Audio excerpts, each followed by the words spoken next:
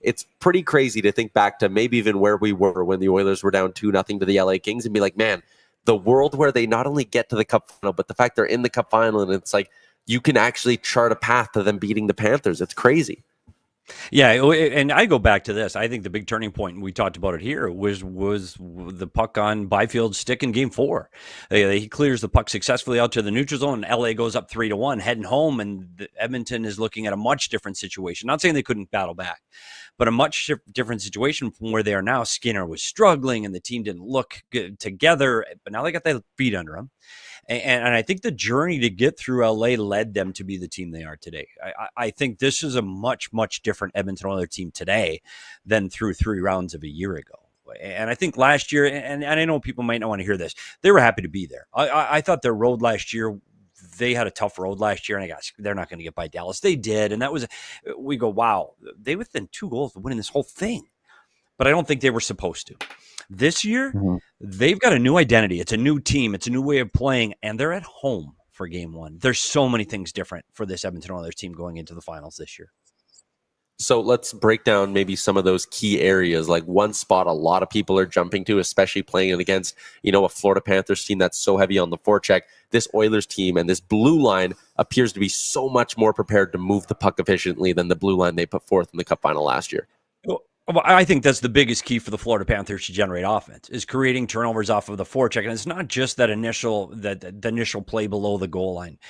They're going to be quick on pucks. Florida's quick on pucks, and they're going to be punishing on the defensemen of the Edmonton Oilers. But it's that secondary play.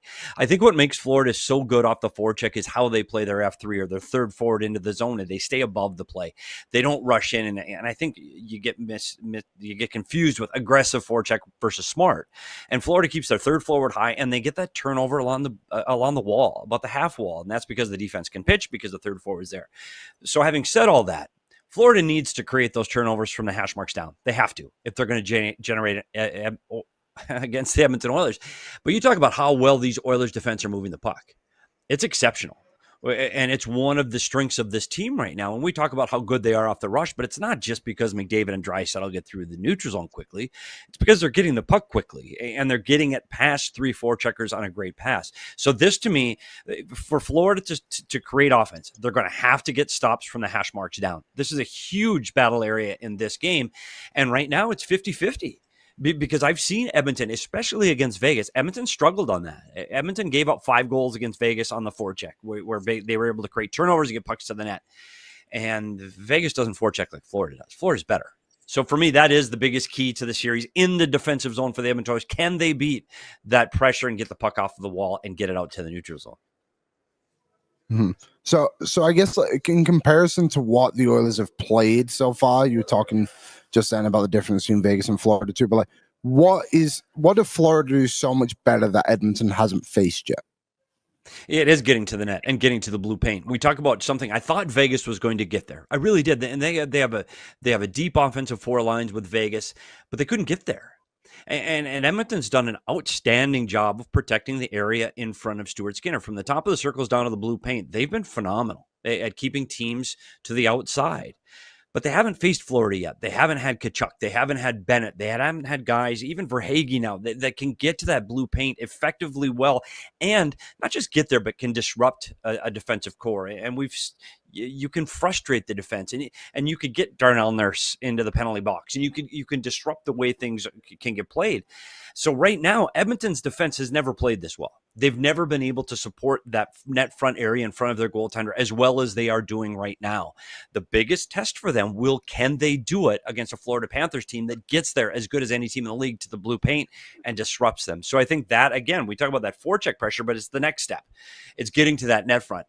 Can Florida get there? And if they can't, and Florida struggled to get there against Toronto, they really did. Florida couldn't generate offense early in that Toronto series. If they can get frustrated, it's hard for Florida to generate offense if they can't get to that blue paint. Sergei Bobrovsky's numbers are sparkling once again, and it's interesting to look back at last year's Cup final, and that series really was bookended by just 2 fantastic Sergei Bobrovsky games.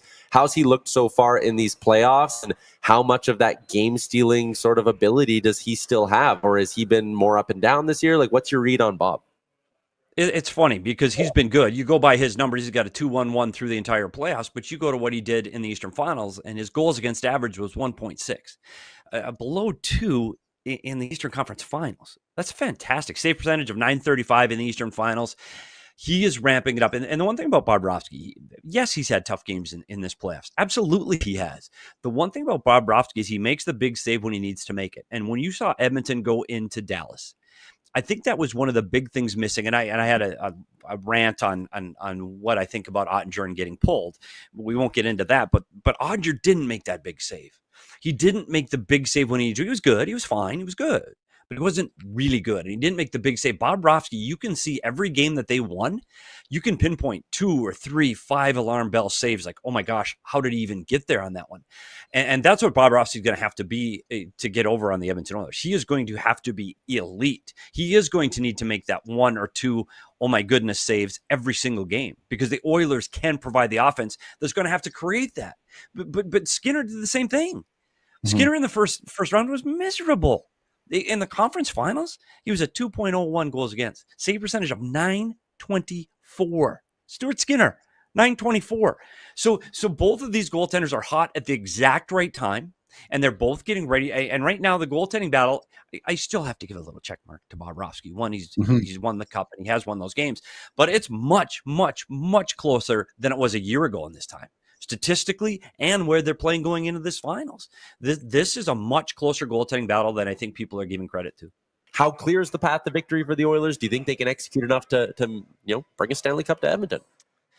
This is hard. And when you're predicting, when you're down to final 2 teams, last year I had Florida, and honestly I had them in 6. I didn't think it was going to go 7, and Connor McDavid proved me wrong. And it wasn't just Connor McDavid's ability to score. It's what you saw off the ice. And we've all seen the clips in behind in the locker room and the way he's pushed this team and willed this team. And I think right now, because they're starting at home, and game 1 is in Edmonton, it's just different there. And you guys have been to playoff games there, and you've seen what the city is like. It's not like that in Florida. You don't get that buzz, that excitement. That it's not just the entire community pushing you through and willing you through this. I think the players on the Edmonton Oilers feel like they owe this to the community for sticking with them and supporting them and being their voice behind them. I would look out for the Edmonton Oilers in this series. I think they have the intangibles. I wish they had Hyman. I really do, because I think he's a difference maker against players like Tkachuk and Bennett, and I think he can help in that area. But the Edmonton Oilers right now are playing better hockey. They're defending better. They're creating chances off of the rush that Florida doesn't defend extremely well because they're so tight. So I think Edmonton's going to be able to get in behind them to create offensive opportunities. And Skinner just needs to make the saves he's supposed to. He doesn't need to be all world. He just needs to be a little bit better than good. I think the Oilers find a way this year. And I think the Stanley Cup goes back to Canada. I don't think it's going to be quick, and I don't think it's going to be easy. I think this is a long series that may end up at Game 7 in front of the home fans for the Edmonton Oilers.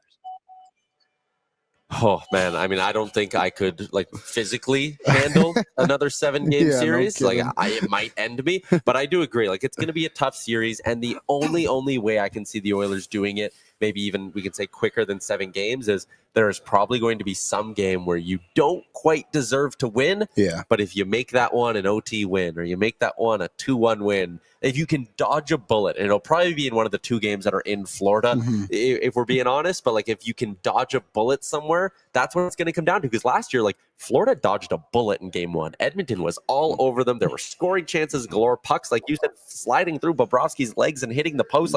Florida came out of game 1, wiped their brow, and was like, all right, now we go. It'll be a similar thing for Edmonton. At some point, they're going to have to just win one they don't deserve, if that makes sense. Well, you should be excited as a community, and the Edmonton Oilers fans have to be excited from where this team is right now. There were points in this regular season that you said, this team, they're falling through the standings. I'm not sure. There were points you're going, are they going to make the playoffs? And now you look at this team right now and the way they are playing, and it's not just 2 players carrying them. And that's what makes this team different. This is a complete team that can defend through the neutral zone. They can defend the rush. They're getting good sticks from their defensemen. They can keep them out of the front of the net. I think Ekholm even brings that to a new level. And all of the things you need, all of the check boxes you need to check are there, except maybe the penalty kill. You gotta stay out of the box, because right now that's one area that can shift this series. The Edmonton Oilers have struggled on the penalty kill, and they got to stay out of the box. But right now, man, this is an exciting time to be an Oiler fan. What's up, Nation citizens? If you like that video, then you need to be subscribed to the Oilers Nation YouTube. Podcasts, live shows, exclusive interviews, and analysis. Everything you need from your favorite voices at Oilers Nation. And you don't want to miss any of it, so hammer that subscribe button.